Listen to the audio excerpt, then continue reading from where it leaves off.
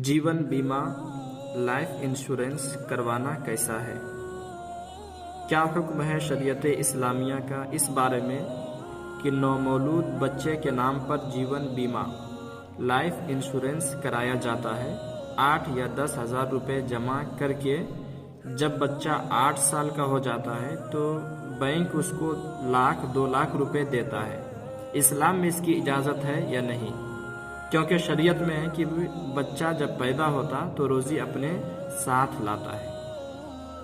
यानी सवाल ये है कि लाइफ इंश्योरेंस करवाना कैसा है, जीवन बीमा ये इस्लाम में जायज़ है या नहीं। आगे बढ़ने से पहले एक छोटी सी गुजारिश है कि आप अगर हमारे चैनल पर नए हैं तो चैनल को सब्सक्राइब करें, पसंद आए तो लाइक करें। साथ में रोज़ी भी लाता है।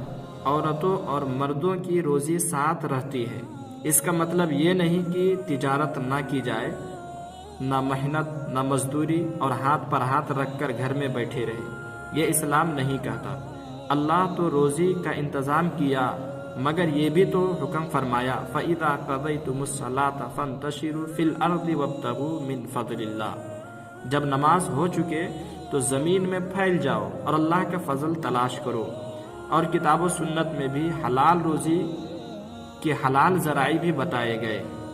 रोज़ी के लिए कोशिश करना, दौड़ धूप करो और रोज़ी हासिल करने का जो तरीक़ा है वो इख्तियार करो। लिहाजा अगर बच्चा के नाम लाइफ इंश्योरेंस कराया गया और जिसने कराया उसके माली पोजीशन ऐसे है कि वो सारी किस्तें 3 साल तक या जितनी मुद्दत तक जमा करने से रकम महफूज हो जाए अदा करता रहेगा और कोई किस्त नागा ना हो, तो उसके लिए अपनी तरफ से और अपने बाल बच्चों की तरफ से भी लाइफ इंश्योरेंस कराना जायज़ है। और पूरी हो जाए तो उसको उसके नफ़ा को लेना जायज़ और दुरुस्त है।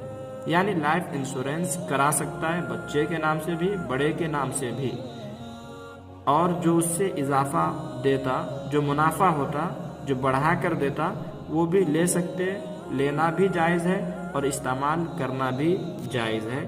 इस्लाम में ये चीज़